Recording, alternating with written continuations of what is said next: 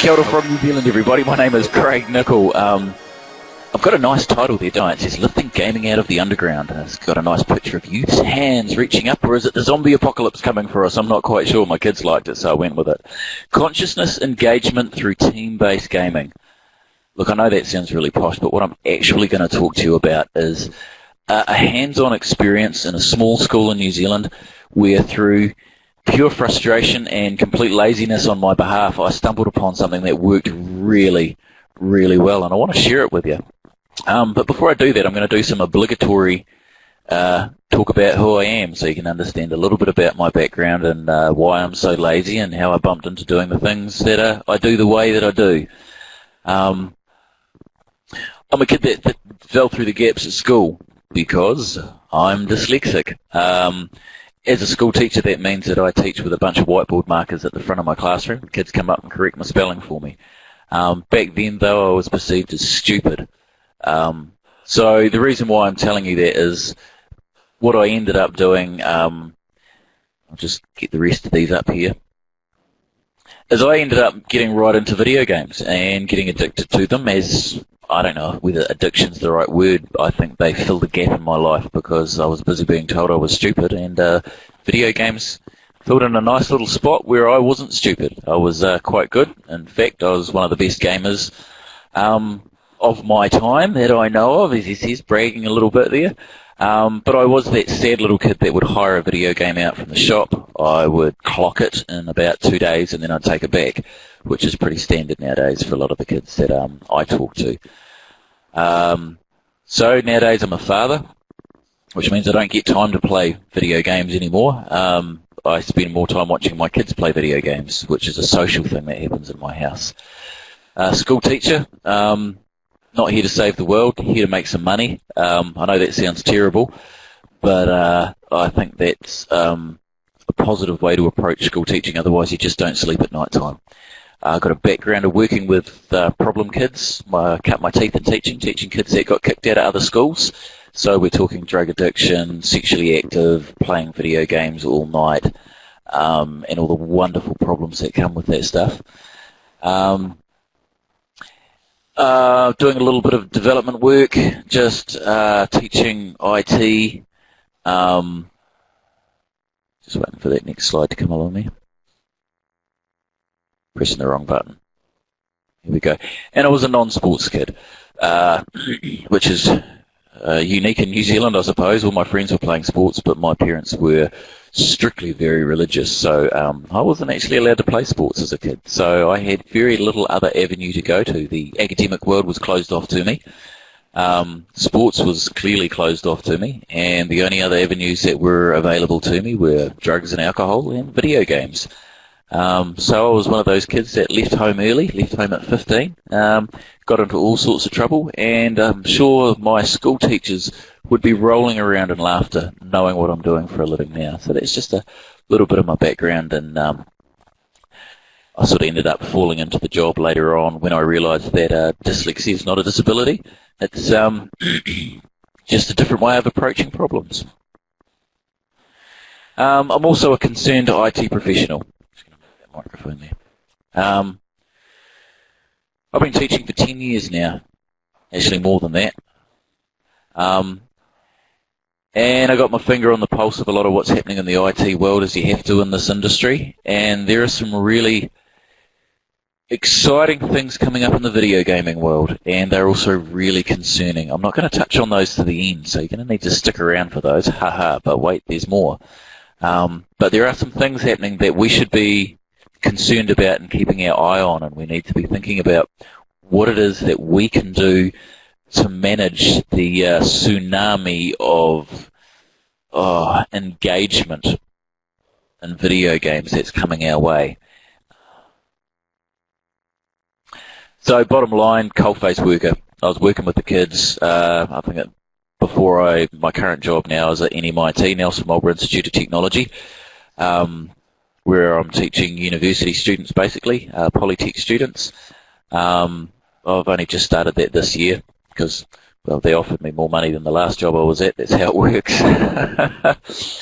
And but, you know, previous to that, kids in my face 24/7, too busy to put anything like a PowerPoint slideshow together. So, the problem. Let's get down to the sexy stuff. Parents' concerns. When you're an IT teacher or when you're a school teacher, anything that is wrong with the kids is your problem, and parents want you to fix it. Dare I say that I've had more than one conversation where I have to remind people, look, I just teach computers, I teach a subject, and I'm not here to fix your children. You can't actually say that. You're not allowed to as a school teacher. God knows it went through my head more than once, and you do end up trying your best to do what you can with kids that you spend more time with than their parents do. The only person who spends more time with them than you is their computer and their online friends. So what's the problem? Parents' concerns coming to me, and the story goes like this. Little Johnny's a good boy, Craig. He really is, but he's just started college, and, you know, some of his friends went to another school, but his other friends are in different classes than he is, and they're in different social groups, and little Johnny's just changing. He just seems a little bit more withdrawn than before. He spends a lot of time playing video games now, Craig, and we just don't know what to do about it. Okay, look, the first thing that goes through your mind is, well, actually, you're the parent. You need to stop him from playing so many bloody video games. Isn't that obvious? It's a little bit harder than that, because they usually come back in a few more months and they go, do you remember our last conversation? I'm like, yeah. Did you stop him from playing video games? Of course you didn't. And the conversation gets a little bit deeper and a little bit messier when they start talking about exactly how much he has withdrawn from his friends, from the activities that are going on in his life, from his family, from his schoolwork, and all he ever talks about now is gaming. He's become slightly obsessive. And we've tried to do things, Craig. We have tried to stop him gaming. We took the video game console off him and he threw a wobbly, and now he goes around and visits other people who are gaming, or he goes to a gaming video game place. We stopped the modem and he threw a tantrum. He physically assaulted me. I've heard that story more than once. Nicest kid in the world, even at school. You wouldn't think it, but he has physically assaulted his mother because she has removed the wireless. Or he's smarter than her and has just reset it, put the password in, and she doesn't even know that he's back online until later on she gets the bill for the internet. And she's like, oh, okay, he's smarter than me. So am I talking about gaming or all engaging media? Yes, that was a referral to porn. Little Johnny knows more about what is going on at home online than the parents do. I even had one story where Dad walked in and his mum asked him to tell off little Johnny because she found some disturbing things on his computer, and little Johnny, when Mum had left the room while Dad was in the middle of telling him off, went C drive, Windows, and rattled off another few folders, and then just shut his mouth because that was the location of where Dad was keeping the naughty stuff. So I bring that story up because I think it's quite funny. I laughed when the kid told me because he came home and said, oh, my dad told me off for this, and it was a bit of a hoot. But at the same time, it just highlights the fact that our children know more about the online presence of what the adults are doing and how to get around it, and that's something that we're just having to live with at the moment.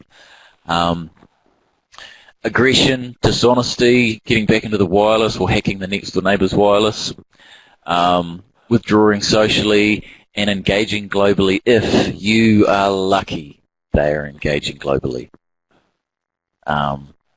Move on to that and talk a little bit about that in a minute. There's also the concerns about little Johnny's putting on weight or losing weight, depending on how they act out to their body while they're looking after themselves. So I talk about the Joe MC, just one more click, Dad. I've got twin boys myself. They are nearly 16 years old. I say that because they're never 15 years old, are they? They're 15 and a half or 15 and three quarters. We're nearly 16, Dad. So what they're dealing with is the just one more click. Can you get off? And it's just that compulsion there just to keep going. Largely through my questioning of my students, they are playing largely single-player games. Kids are playing single-player games. Those are the ones that disturb me a lot because they escape into a world by themselves. It's just them and their character. and they just want to stay there. But as far as engaging globally, there's the online games, which are more and more popular. I know my kids are right into the online shooters and working as a team and split screen. You know, we've got the typical large screen TV that can hold 4 screens by itself when their friends come over. And TDOM is what I call that one. They depend on me. So if it's Warcraft or if it's shooting games when they're in a team, the comments that we're getting from parents is we don't want to take it away from him because he seems so dependent on him and he's got friends online and, you know, when he hasn't got any real world friends. So I just want to go back and talk about the aggression stuff. This is important. Get off Facebook for a second and realize that when you take your child's modem away, when they have clicked into this mode, you are not taking away their access to the internet. All right? You're taking away their access to their social life. You know it's not a real world social life. Yeah, it is a real world social life. It's their real world. You're taking away their peers. You're taking away the people who approve of them and respect them for the skill sets that they've got. You're taking away the people that they talk to regularly. You're taking away a certain sense of identity, which is their character that they might be playing with online. And let's face it, learning who you are and figuring out your identity as a teenager is the most important job that you are doing right then and there. And I'm going to take that modem away from you and you're going to physically attack me. Why? Well, now we know why. You haven't taken away access to the internet. You've taken away a large part of who they are, their identity, and their support groups. That's something to consider. What am I advocating? Letting kids just stay on there? No, I'm not. I'm advocating being aware of the change of environment that's happened here. And I have seen firsthand at the face of the coalface what that's like for those kids and how dependent on that they are and what it's like when they don't have it. So I'm going to speed up a little bit here. So I call that the digital world. You know, that's where they live in. They live in an in-game world and it's just as real to them as any other world that there is. And that's something that we need to keep in our awareness when we deal with this. And I am going to say right now, here's the bad news. I don't have the answers for you. I have some really good questions that I stumbled across that I found very helpful. So, why do we game? Look, this bit kind of bores me, so I'm just going to skip through it. I'm sure someone else is going to cover this in more technical detail than I ever can. I'll just put it down to why are the kids gaming. Basically, for me, it comes down to the very last one there, which is belonging. I always screw it up into a ball and just go, look, we game because it makes us feel good. It's nice and simple. There's all these other bits and pieces in there, but at the end of the day, some of us are getting a sense of belonging out of it, and it makes us feel good for all the reasons that other people are going to talk about, I'm sure, because it's important to understand why we game, but I'm not here to talk about that. What I'm actually here to talk to you about is what is wrong with the gaming culture. And I'm going to say we as gamers, because I was one, we feel we game too much. Yes, we do. Every classroom I've ever worked in, and I've asked that question, how many kids in here play video games? Over half the room, hand goes up, nearly all the boys. Okay, out of all you guys, how many of you actually feel like you're actually spending too much time playing video games? And I have probably seen maybe 2 or 3 people will put their hand down. So that might be different from what parents are getting. But in a classroom, when you ask that parent that question and they're amongst their peers, they know they game too much. That's another really important fact you need to take home with you today. Kids know they game too much. They know it. They know it, and there is a part of them that's thinking we should be doing other things. Okay, so it's not supervised. Yeah, it is. You're supposed to be supervising it. We're supposed to be supervising it. The game ratings is there to be supervising it. So I've heard that before. Gaming's bad because it's not supervised. Yes, it is. And if you don't think it is, then maybe what we've got going on isn't working, and whose fault's that? It's not mentored. Mentoring is a really important process for kids. Lets them see a future. Someone they look up to, someone they could see themselves, oh, there's some bits and pieces that they've got that I want. There's a future there for me. Gaming's not really mentored in a great way. It's not appropriate. Yeah, it is. We've got game ratings. That's what they're for. Game ratings means if it's R18, you've got to be over 18 to play that damn thing. So is it appropriate? Okay, let's take the other side of the argument. Is it appropriate that our kids are sitting down and practicing killing people for 3 hours a day using software that the military are using to train with, or close to? Can you see me pulling faces? I don't have the answers for you. There's really good arguments on both sides here. What do? The argument is there, but the technology's already gone. The horse is bolted. It's too late for these discussions. This is my point right now. It is too late. It's bolted. What are you going to do about it now? It's a waste of time. No, it's not. It's filling in something for them. Otherwise, they wouldn't be doing it. It's not a waste of time to them. Look at their reality. So here's where I'm going to poke a big stick at me and you. You, me, what's wrong with the gaming culture? Why? My kid plays rugby or tennis. You can go, oh yeah, who are you? Oh, my name's Trevor, and I play tennis, or I play rugby. Something to be proud of, and they can identify with it clearly, and it's a positive. Oh, you play tennis. Oh, where do you play tennis, and bits and pieces like that. Kids don't do that with gaming very much. So, what's wrong with the gaming culture? Let's poke that with a big stick and see what happens. Parenthood. Now you have someone who will always go along with your brilliant ideas. God knows. Yeah, I remember the first time I did something stupid with my kid. We've all got a few of those stories. I was living on a farm at the time. I was a farmhand. And a sheep kind of walked past me, and I just picked up my 3-year-old boy because I thought, yeah, you're going to love this. And I plonked him onto, he wasn't 3 actually, he was 5. Give yourself some credit there, Craig. Anyway, plonked my boy on top of the sheep, and I thought, he's going to love that. No, he didn't, but he held on for dear life for about, nearly 3 minutes while the sheep ran around crazy. We do stupid things sometimes, and I'm owning up to doing at least one stupid thing in my lifetime with my kid, and he didn't speak to me for a while after that, neither did my partner. But when I'm dealing with stupid parents, and the stupid parent syndrome is what I talk about, is when they've got their 13-year-old kid playing Grand Theft Auto. No. Just no. Okay? Oh, but they can get a hold of it at school, they can do this, they can do that. As a school teacher, you see it all the time, and all the kids are doing it. You are right. You are absolutely right. But there is a rating system there for a reason. And just because everybody else is doing it doesn't mean your 13-year-old should be. No. Just no. And I'm just pausing for a minute there because we're all guilty of this at some stage. My kids have brought home a game to play that they've borrowed off their friends, and I've gone up, and this is, when they were younger, and I've realised, whoa, actually, this is not okay.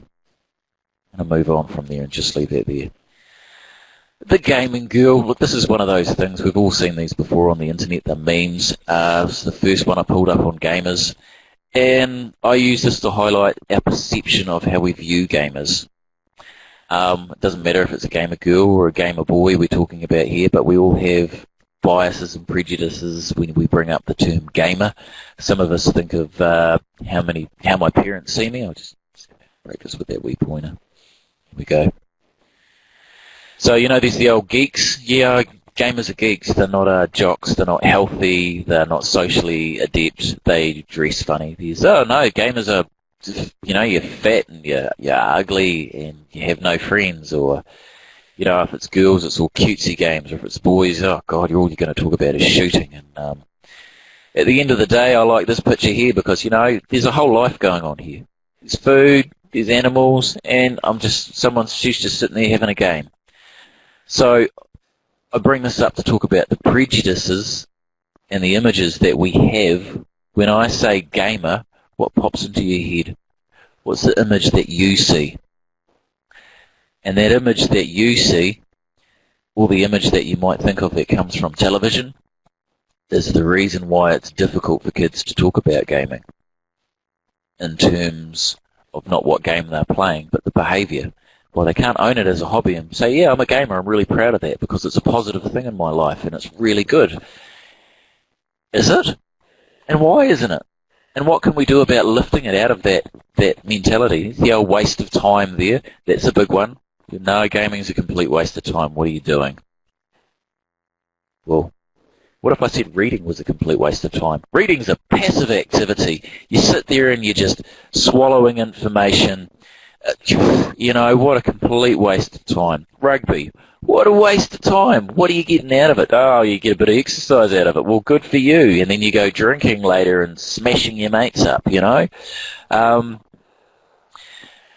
So, as a hobby or as an activity that kids are engaging in what way are we helping it be something better than the current perceptions? It's got those perceptions for a reason, though, doesn't it? This one's my favourite. I love this little guy. He's ready to kill. I've been playing Grand Theft Auto and Modern Warfare for 12 hours solid. I'm ready to kill someone, which is always an interesting concept when you actually think about the reality is that bloody slide didn't work. Here we go. I love this one. Gamers, violent criminals. Here we go. Realistically,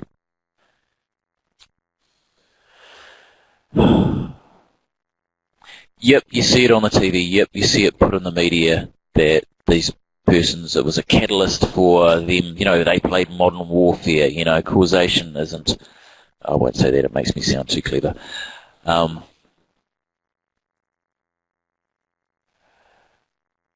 There's a lot of research on this. Yep, I'm not saying that it isn't a catalyst for some people who wouldn't find something else for it to already be a catalyst for. But I am saying on whole the kids who do identify with gamers, who I've worked with, are usually some of the nicest kids I have ever met. They're not playing rugby, although some of them were. Think about that. Some of them are reasonably intelligent too. Going to go on to make a hell of a lot more money than I'm going to make. Strong morals, sensitive kids, isolated kids, not violent criminals. I've worked with those kids too. They come from a different place, and that's a bias and a worry that we have. All the pirates are just stealing stuff online. Yeah, probably, but not all of them. And entertainment, video game industry, 3 times music and double the movie industry. These people have got some money behind them, and they're making a lot of money. And the whole concept of, you know, your kids being a pirate doesn't match up with how the entertainment industry is doing. These guys are clever, savvy, they're making their money. So, I'm just going to wrap this up here and move on. The big thing is we do encourage our kids to use technology, don't we? We're told to. Buy them a computer. It's important for their education. We buy them a computer or whatever, and what do? They play video games, and then we feel guilty. Oh, no. What have we done? We've created a monster. Craig, fix my child. They're playing video games all the time. You're a technology teacher. You know, what do? Complete ignorance about what's going on at home. Are you doing your homework? Yes, Dad. I'm not surfing for porn like you are. And I've actually had that. Yeah, I had a kid tell me about that because he's busy seeing what all the internet traffic's going on in his house. Allowing excessive gaming. Why? Because you're not there. You're not supervising it. The whole removing the sense of control, belonging, culture and identity when you, in your ignorance, go, yeah, I'm just going to completely stop this because it's not good. Rip out the modem and take their whole lives away. Do you remember what it's like being told what to do and where to go all day as a teenager? Just take a moment with that, would you? They wake up and they get told to come to school. They don't want to come to school. I don't know about you, I like my job. I like coming to work. But they don't want to be there. They get told what classroom to go to, when, where, and how. They go into a shop, they're followed by the storekeeper, because teenagers are trouble. Some people have an irrational fear of teenagers. They just see teenagers as a group and think, oh man, this could be dangerous. Look out for this group of young men, they might be dangerous to me. And so that's an attitude that they cop all day long. Where to be, how to be, what to do, when to do, 24 hours a day as young men and young women. Just keep that in mind. So what did I do and why did I do it? I'm going to take a risk here and play a video and we'll see how that goes. I'm not going to play the whole video. Oh, looks like it's already up there for me. Okay guys, these eggs have given us a lot of trouble in the past. Does anybody need anything off this guy or can we bypass him? I think Leroy needs something from this guy. Oh, he needs those devout shoulders? Isn't he a paladin? Yeah, but that'll help him heal better. He'll have more mana. Christ. Okay, well what we'll do, I'll run in first, gather up all the eggs so we can kind of just, blast them all down with AoE. I will use Intimidating Shout to kind of scatter them so we don't have to fight a whole bunch of them at once. When my shout's done, I'll need Anthony to come in and drop his shout too, so we can keep them scattered, not to fight too many. When his is done, Bass, of course, will need to run in and do the same thing. We're going to need Divine Intervention on our mages, so they can AE, so we can, of course, get them down fast, because we're bringing all these guys. I mean, we'll be in trouble if we don't take them down quick. I think it's a pretty good plan, and we should be able to pull it off this time. What do you think, Abdul? Can you give me a number crunch real quick? Yeah, give me a sec. I'm coming up with 32.33, repeating, of course, percentage of survival. Oh, that's a lot better than we usually do. Alright, chums up. Ready, guys? Let's do this. Leroy Jenkins! Oh my god, he just ran in. Save him! Oh, geez, stick to the plan. Oh, Jesus. Let's go, let's go. Stick to the plan, chums. Stick to the plan. Oh, gee. Oh, fuck. Give me Divine Intervention. Hurry up. Shout. He's saying I can't cast. I can't move. Am I lagging, guys? I can't move. What the hell? I can't AE. Oh my god. The eggs keep spawning. More respawning. I don't think you can cast with that shit. Oh my god. We Shout. got him. Take it off. I got it. Take it off. Come on, stay down. Oh my god. God damn it, Leroy. God damn it. Leroy, you moron. Leroy. Yeah. What you were listening to there was people playing a video game, and that's what I got to see inside my classroom because I was lazy and let them put on a game into the system that they could play. And what you heard was a great deal of negotiation between team members, talking to each other, and sorting out who's going to do what. There was a high level that I've heard in the classroom of communication skills going on when they're playing the right sort of game. And then occasionally, there's also just that kid who's new, and that's what you heard when someone yells out Leroy Jenkins, and what happens from this point in the video is Leroy Jenkins runs in there, disrespecting the rest of his teammates, destroying their entire plan and how long they had talked about doing this, and the whole game just goes downhill very quickly. Okay, so what I see in the classroom is I'm just sitting there one day and I hear this amazing team talk going on, and it's throughout the room, and they're getting right into it. They've got this whole strategy going on, and that was inspiring to me. So what I did was I started up a gaming club in the classroom. I always used to sit in the classroom anyway because it provided a safe place for the geeks to come, my gamer crew, and they'd come in there and just sort of sit down, and so I let them have a wee gaming club. And what I eventually did was try to hold gaming tournaments, and I just want to say right off the bat, for 2 years it just didn't work. It didn't work because of all of those problems that I mentioned before, that we are the problem, you are the problem. Parents didn't like the fact that their kids were playing video games at school. Teachers would go, what were they doing? I heard that they were here playing video games all day. Oh my God, what a waste of time. Would any of them bother to come into my classroom and just have a look at what was actually happening in there? They weren't sitting there all zombie-like. They were talking. They were communicating. They were talking their rugby. You know, I mean, if it was rugby and they were sitting around talking their rugby, that would have been perfectly acceptable. If it was a book club, it would have been perfectly acceptable to be sitting on their ass all day reading a book. But because it's video games, there's a great deal of shame and social not okayness going on there. I got them to draw up some stuff. Now, this is quite small, but I'm just going to run through it. Some of the problems that they saw that we were coming up against for our third year when things actually started to work. And some of the problems and comments that we were getting were that encouraging gaming is irresponsible. Gaming's a waste of time. It's purely entertainment. I'd rather you read a book. You get nothing from playing. Gaming is expensive. We can't trust students with the network, Craig. What are you doing letting them install games on the system here? You can't trust these students? Say that again to me. You can't trust these students? These are good kids. That one really used to piss me right off, okay? Gaming's addictive. If gaming is addictive, how is putting gamers into a room together going to be helpful?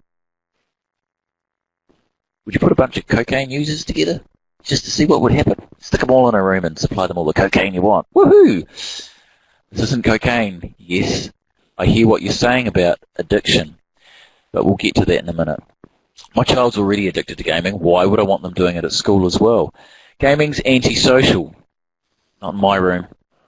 The age gap would disappear. 13 to 17, it didn't matter. Do you have the skills to join in? Yes, then you're accepted and we will talk. Gaming's violent. You'll become desensitized to violence. Or you'll become aggressive playing the game. I've seen my kids get aggressive when I ask them to stop playing a game. Hang on, wait a minute. When I ask them to stop doing something they really enjoy doing, yeah, they get a bit moody. They do that with anything they really enjoy doing, and I ask them to stop. They generally tend to get a bit moody about it. So I don't think you can label that on video games. I think that goes for all things that kids really enjoy. Hey, Johnny, can you stop doing that thing you really enjoy? Not? Whoa, calm down. Gaming creates network problems. And I'll just move on to the other one that they put together for me. And they said some really interesting things. School culture is not inclusive for ICC gaming culture. It's inclusive for all other cultures, but it's not inclusive for a gaming culture. Senior IT students are not having a place to share their skills. This is true. We were having that problem. Gaming is seen as a time waster. There's no equivalent pathway like the Rugby Academy to peer junior geeks in through the school. Just reading this, it's quite small. Problem gaming, inappropriate computer use. Oh, you can't use it for video games, it's only for education. You know what? If we turned around to the PE guys and all the jocks at school and said you can only use the sports equipment for approved Olympic sports, there'd be an outcry. We've got exactly the same thing happening here. We've got schools full of technology that kids aren't allowed to use largely for organised team-based gaming. If anything, what's happening is they're getting to use it for stupid flash gaming in the library or whatever, which is completely unproductive as far as I'm concerned. They play little, they have their flash games and stuff like that. What about real team-based gaming? Isolated behaviours. And the big one that we talked about is that gaming is dispersed underground gaming. Kids get together in small pods together with their friends and game around at a mate's house if you're lucky. It's one of the things that I suggest to parents. Your kid is isolating. Do they want to play video games? Tell them that they can play a video game all day long, but there's a catch. They must have 3 friends over with them. You'd be surprised how fast some of those kids got some friends together. So, there it is. I call bullshit. I call bullshit on the way that we're actually viewing and treating gamers at the moment. We're viewing and treating them as a problem when what we need to do is raise them up out of that. How do we do that, Craig, and what is the process for doing that? Well, I'm looking at the time thinking I'm talking for too long, and I'm going to get to the juicy bit. So, why did I keep trying? I keep trying because There's a difference between a problem and a puzzle. If you look at them as a problem, then they need fixing. If you look at them as a puzzle, you just need to move the things around that they've got going for them and put them in the right order. They have got teamwork skills. They all desire to be in a safe place. Everyone wants some company. Everyone wants some friendship in their lives. The age gap just completely dissipates, gets rid of once you get these, because they're talking rugby. It doesn't matter what age you are. Can you talk? And I use that saying a lot. Can you talk rugby? Because that's what people understand. Or here, can you talk gaming? Do you understand what that's about? Behaviour modification. If you get a group of kids together, face to face, in a classroom, as opposed to sitting online, they will modify their behaviour to be more appropriate with each other, because the older students knock it out of the younger students. If you don't believe me, I've seen this happen time and time again. And it's a real culture, and when you pull people together for a face-to-face, where they're gaming alongside each other and they can see each other, you get to see that there is actually a real culture here. And it's better than rugby. Sorry, I'm just going to slide in some of my personal views, because I get pissed off with how much money schools give to the rugby clubs and how little support I got for trying to pull something like this off, where the resources were actually already there. The resources are there for me to use. We just weren't allowed to use them. So the junior problem, which is the one where I talked about, remember what it's like to be a junior student. Just remember what it's like being told where to go and how to go. And the largest area of withdrawal was from the junior students. They would be they'd get to school and that's when the parents would start talking to me. So here's what I did. I get to the point. I asked, what's the harm? And the harm seemed to be the one thing that the parents would all agree on. I want my child to have some friends, and I want them to be socializing. You can take all the other things. Yeah, I'm sure there's many other problems associated with problem gaming.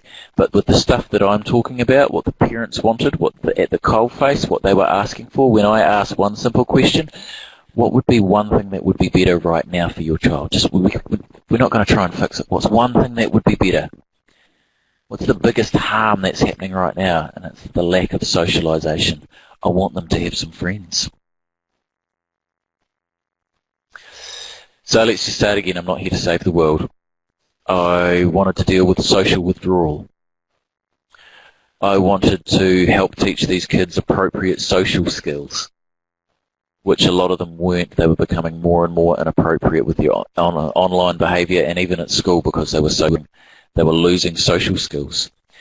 And if we didn't deal with them further into compulsive behaviours, which just become pure habit, these kids are coming to school tired with a lack of sleep, and that would eventually, in the worst case scenarios, and I've seen it, I've seen the progression. They start there, boom, boom, boom, all the way down into depression.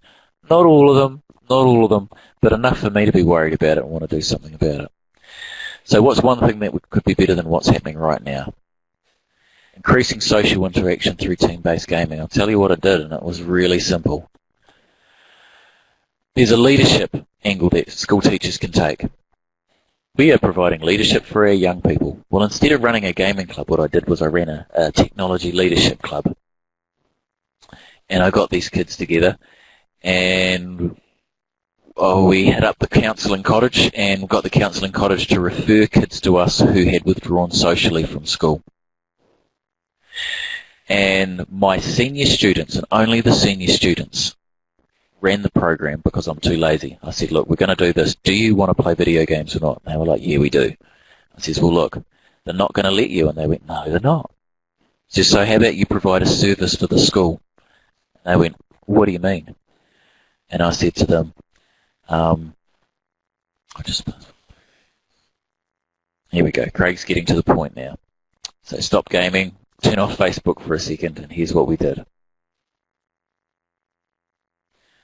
Okay, so the senior students ran a social service for the school, just the senior students, and they targeted just the junior students. This wasn't for everybody. They targeted the students who the counselling cottage had referred and who teachers had referred to us as being students who were not fitting in socially very well. The mechanics we used were team-based games, games that must be played as a team, games where team skills are essential to win, and if you go off like a cowboy like Leroy Jenkins did, everybody will die. This mechanic alone, where they have to rely on each other, trust each other, and work together, built the social skills that we wanted the junior students to have. It gave my senior students something to do. And as a teacher, it was great because I had enough to do. I didn't have to do anything. All I had to do was trust that my senior students could do this and provide them the time and space for them to do it in. So I just unlock the room and be in the room with them the whole time and offer suggestions. So that was it. It sounds too simple, doesn't it? I just got really lazy one day and saw a gap in school's armour, saw a gap through the prejudices that they have against kids gaming, and asked my kids to provide a service for the kids that we knew were already gaming. We brought them in, and all of a sudden they were not playing stupid flash games. Their gaming skill set went through the roof because of their communication skills, because of the fact that they had to raise their communication skills and they had to work with senior students who were providing leadership in a team environment.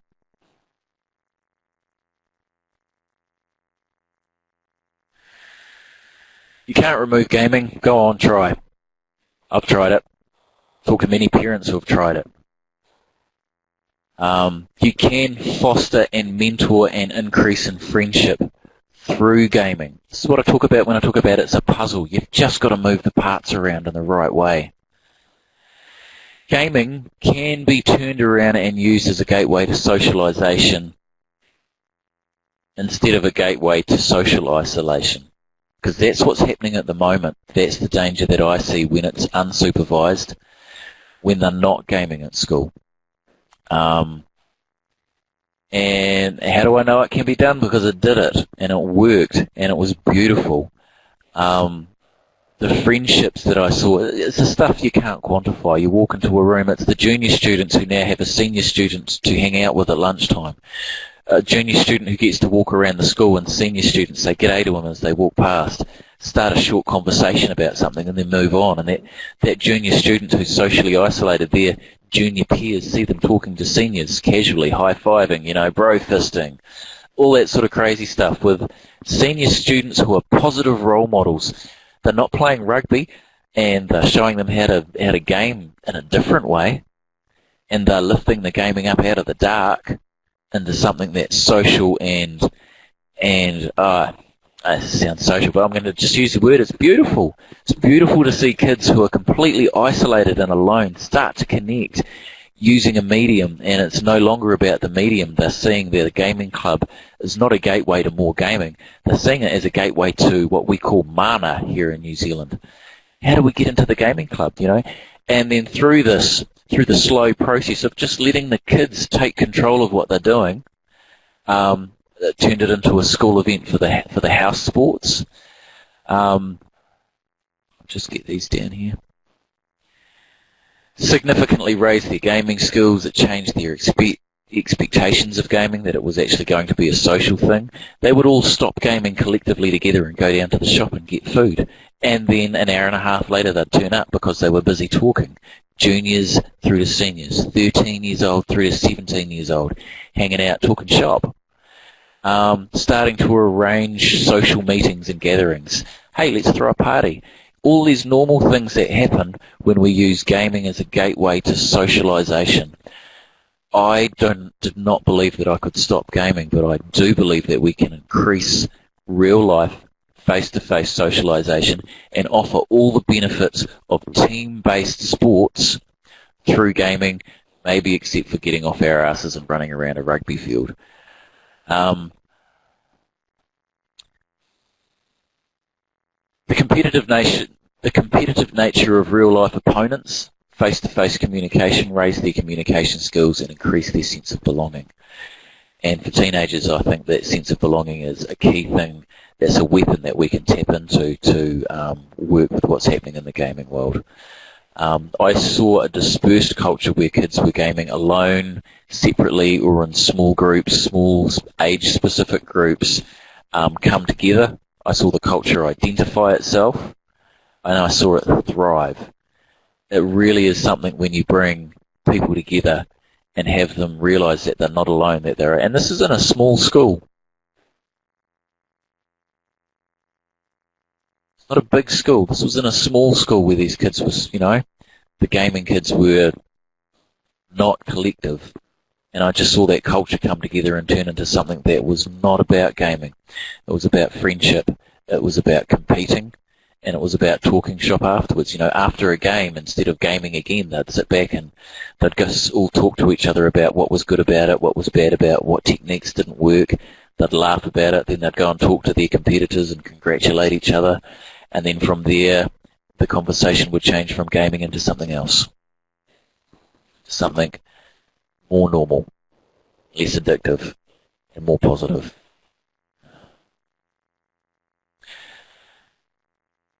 So, what I'm saying is drop the attitude. Stop seeing gaming as a problem. Start seeing it as a puzzle that we can do something with. What would happen if we actually supported the culture and encouraged them to come together face to face instead of hiding in their dark little caves? What would happen if we encouraged a specific type of competitive team-based gaming instead of all the little solo player games? What if we gave that a place in our school? What would happen if we provided mentors? This stuff isn't easy to put together. You need technically savvy kids who can then provide some leadership.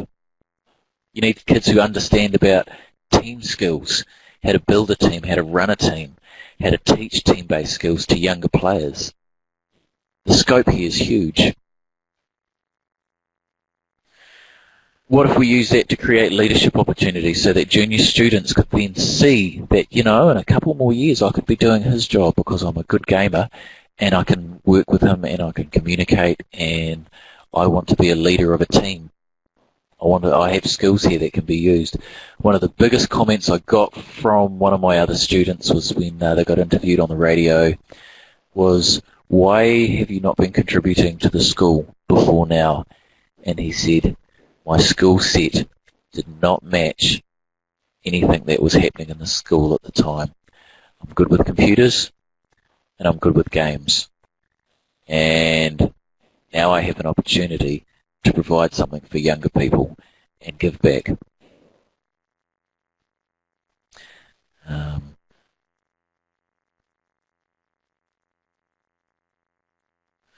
Okay, so what's in it for the kids? I'm just going to run through this stuff and wrap up because you're probably getting bored of hearing me talk by now. I'm going to go back. They get experience running a social club. They get experience using technical skills. They develop social skills. They contribute to their school culture. They raise their mana and they give back, role modelling to younger players. Isn't that what we want? Wouldn't that be a desirable outcome? And I'm just going to leave you with the thought that if we give the community and culture a voice and a place and a purpose, I think that's the key thing that we don't want to miss here. The purpose was, I want you to provide a social service to the school for kids who are withdrawing. That's where we started. That the culture will self-regulate, the culture will make mistakes. They will learn from those mistakes. They will begin to self-police. They will mentor and they will contribute and it will grow. So the one question and the one way to do this, and I'll leave you with this thought here, how do you actually do this and how do you run it? You just ask one question again and again in the school club. What's one thing we can do better than what's going on right now? That was the question I asked myself, and that's when I come up with the idea of doing something social. Gaming could be face-to-face. So we did that. And then the kids come up with the next question. And the next question was, these games should be team-based games so that we're actually doing something purposeful together. So we did that. And then they asked, well, what's one thing we can do better than what's going on right now? We need to target younger kids who need help. Yep, that's one thing better than what we could do. Then they started, what's one thing we need to do now? One thing better is we need to learn how to use server software. So they asked that question. They learned how to use server software. They run into some problems, and what's one thing we can do better than what's going on right now? Then they realise, hey, actually, we need to respect the network because these guys are helping us out. And then, this was an interesting one, we need to choose better games because people are getting upset about the kind and types of games that we're using. Just one question, what's one thing we can do better than what's going on right now? Every single meeting, that was what the meeting was based around. Then, of course, there was that one, we need to get more girls in here. And that worked really well. The senior students brought their girlfriends in to help with the team-based stuff and the social stuff to make it a little less awkward, and that worked really well. And they brought with them, hey, one thing we could do better is we could make this more like a sports day, and they turned it into a sports day for the whole school. It was a gaming day, and it was run as a house competition for points.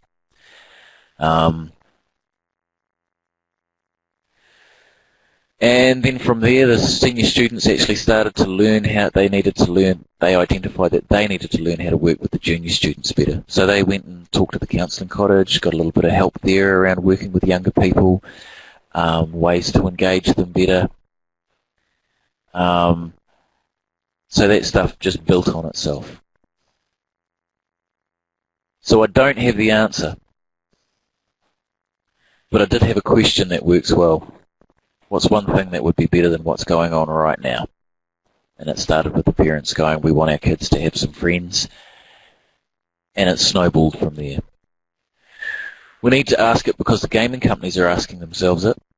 Look at League of Legends. If you don't know what that is, you need to look at it because it's really interesting.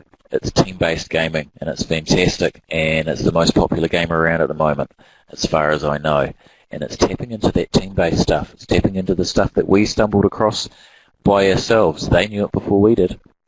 World of Warcraft. And you need to help me keep asking it because at the moment, in the polytechs and the universities, and Facebook has just purchased something called the Oculus Rift, which is basically, how do you describe that? It's like being inside your Xbox. Oh, Craig, it's like 3D. It's just a fad. It's virtual reality. Actually, virtual reality's come of age, and it will be entering the gaming market. So it's a level of immersion, and I'm a little bit concerned about it. And I'm looking at a whole bunch of technologies that are coming out at the moment that the universities are looking at, investigating, and like I said, you know, big players like Facebook have bought them where reality is overlaid through your Google glasses or whatever else, and the level of immersion that's going to happen and is going to permeate into the gaming industry and is already starting to do so is going to be a lot higher than sitting staring at a screen. What are we going to do about that? So I'm going to leave it there. I sort of rushed through that last bit because I've talked for so bloody long. And I am going to say we need to raise gaming out of something that's being shameful into something that's being positive.